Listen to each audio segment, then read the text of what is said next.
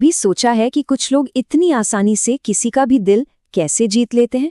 ये कोई जादू नहीं, बल्कि एक आर्ट है, एक साइंस है। आज हम डेल कार्नेगी की जबरदस्त किताब how to win friends and influence people के सबसे जरूरी आइडियाज को समझेंगे और देखेंगे कि कैसे छोटे छोटे बदलाव हमारे रिश्तों में एक बड़ा पॉजिटिव फर्क ला सकते हैं। तो सबसे पहले ये बड़ा सवाल, लोगों पर असल में किसका जोर चलता है, लॉजिक का या इमोशंस का? हम सब सोचना पसंद करते हैं कि हम बड़े लॉजिकल हैं, है ना? पर कार्नेगी कहते हैं कि असल में हमारे ज्यादातर फैसले हमारी भावनाओं, हमारी इच्छाओं और हमारी ईगो से चलते हैं। और जानते हैं, दूसरों को समझने की चाबी भी यहीं छिपी है, उनकी भावनाओं को समझने में। तो आगे हम क्या क्या देखने वाले हैं? पहले हम इसके कोर आइडिया को समझेंगे, फिर लोगों से जुड़ने की कुछ बुनियादी तकनीकें जानेंगे, फिर दोस्ती बनाने की कला सीखेंगे, लोगों को अपनी बात से सहमत कराने के तरीके देखेंगे और आखिर में एक अच्छा लीडर बनने का राज समझेंगे। तो चलिए शुरू करते हैं। इससे पहले कि हम टेक्निक्स में जाएं, एक बात बिल्कुल साफ कर लेते हैं। ये किताब कोई मैनिपुलेशन या चालाकी की गाइड नहीं है। इसका असली सार, इसका दिल है सहानुभूति। मतलब कुछ देर के लिए खुद के बारे में सोचना छोड़कर सामने वाले के नजरिए से दुनिया को देखने की एक सच्ची कोशिश करना। अब जैसे एक मजबूत इमारत के लिए एक सॉलिड नींव चाहिए होती है ना? बिल्कुल वैसे ही अच्छे रिश्तों के लिए भी कुछ बुनियादी नियम होते हैं। तो आइए उन 3 गोल्डन रूल्स को जानते हैं जो हर बातचीत का नजरिया बदल सकते हैं। पहला और शायद सबसे मुश्किल नियम, आलोचना, निंदा या शिकायत मत कीजिए। क्यों?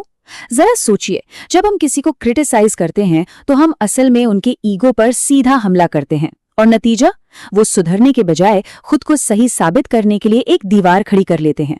बदलाव का रास्ता समझने से गुजरता है, निंदा से नहीं। दूसरा नियम है सच्ची और दिल से की गई तारीफ। देखिए, चापलूसी और सच्ची तारीफ में जमीन आसमान का फर्क है। झूठी तारीफ तो कोई भी पकड़ लेता है, लेकिन सच्ची प्रशंसा वो एक ऐसी चीज है जिसके लिए हम सब तरसते हैं। हर इंसान जरूरी महसूस करना चाहता है। जब हम किसी में कुछ अच्छा देखते हैं और उसे ईमानदारी से कहते हैं तो एक गहरा कनेक्शन बनता है। और तीसरा बुनियादी नियम बड़ा मजेदार है।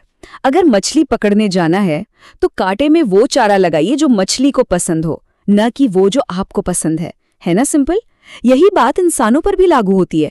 लोगों को ये बताने के बजाय कि उन्हें क्या करना चाहिए, उनके नजरिए से सोचिए, समझिए कि वो क्या चाहते हैं और फिर अपनी बात को उनकी इच्छा से जोड़ दीजिए।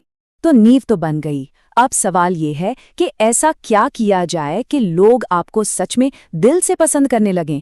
इसके लिए कार्नेगी ने 6 बहुत ही आसान लेकिन पावरफुल तरीके बताए हैं।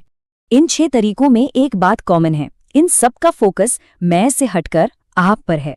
जब हम सच में दूसरों में दिलचस्पी लेते हैं, मुस्कुराते हैं, उनका नाम याद रखते हैं और उन्हें अपने बारे में बात करने का मौका देते हैं, तो हम उन्हें सबसे कीमती तोहफा देते हैं, हमारा पूरा ध्यान। ये बात हमेशा याद रखिए, किसी भी इंसान के लिए दुनिया की किसी भी भाषा में सबसे मीठी और सबसे जरूरी आवाज उसके अपने नाम की होती है। किसी का नाम याद रखना और उसे इस्तेमाल करना एक छोटी सी पर अविश्वसनीय रूप से शक्तिशाली तारीफ है। ये बिना कहे कहता है, आप मेरे लिए जरूरी हैं। चलिए अब थोड़ा और गहराई में उतरते हैं। किसी को अपनी बात से सहमत कैसे कराएं, वो भी बिना किसी बहस या मनमुटाव के। इसके लिए कुछ बहुत ही स्मार्ट तरीके हैं। डेल कार्नेगी की ये लाइन सब कुछ कह देती है। बहस से बचने का मतलब डरना नहीं बल्कि समझदारी है। आप एक बहस शायद जीत जाएं, लेकिन आप एक दोस्त या एक कस्टमर खो देंगे। तो क्या आप सच में जीते? सोचिएगा। ये सारे नियम एक ही चीज के इर्द गिर्द घूमते हैं, सामने वाले के आत्मसम्मान की रक्षा करना। आप गलत हैं, ये 3 शब्द किसी भी बातचीत को तुरंत खत्म कर सकते हैं। इसकी जगह उनकी राय का सम्मान करें, और हाँ, अगर गलती आपकी है तो उसे तुरंत और पूरे दिल से मान लीजिए। ये सामने वाले को भी नरम बना देता है। यहाँ एक कमाल का साइकोलॉजिकल हैक है, सुकरात की विधि। बातचीत की शुरुआत उन सवालों से करें जिनका जवाब सिर्फ हाँ हो सकता हो। हर हाँ के साथ आप उन्हें मनोवैज्ञानिक रूप से अपनी दिशा में ला रहे हैं, और जब आप असली मुद्दे पर पहुंचते हैं तो वो पहले से ही एक पॉजिटिव और सहमत होने वाले माइंडसेट में होते हैं। और अब सबसे बड़ी चुनौती, लीडरशिप की। एक लीडर कैसे बने, लोगों को कैसे बदलें, उनकी गलतियों को कैसे सुधारें बिना उन्हें नाराज या हतोत्साहित किए। ये लीडरशिप की असली कला है। आदेश देने और सवाल पूछने में दिन रात का फर्क है। ये करो कहना एक तरह का प्रतिरोध पैदा करता है। लेकिन क्या आपको लगता है कि ये तरीका काम करेगा, या हम इसे और बेहतर कैसे कर सकते हैं? पूछना लोगों को समाधान का हिस्सा बनाता है, ये सहयोग को प्रेरित करता है, सिर्फ आज्ञाकारिता को नहीं। एक महान लीडर बनने का सूत्र आसान है। हमेशा सामने वाले की इज्जत बचाएं, अपनी बात तारीफ से शुरू करें, गलतियों पर सीधे हमला करने के बजाय इनडायरेक्टली इशारा करें। किसी और को क्रिटिसाइज करने से पहले अपनी खुद की गलतियों के बारे में बात करें। ये सब तरीके दूसरे व्यक्ति को अपनी गरिमा बनाए रखने में मदद करते हैं और उन्हें बदलाव के लिए तैयार करते हैं। तो इन सभी टेक्निक्स और प्रिंसिपल्स के बाद हमारे पास क्या बचता है? क्या ये सिर्फ लोगों को अपनी मर्जी से चलाने के लिए गाइड बुक है?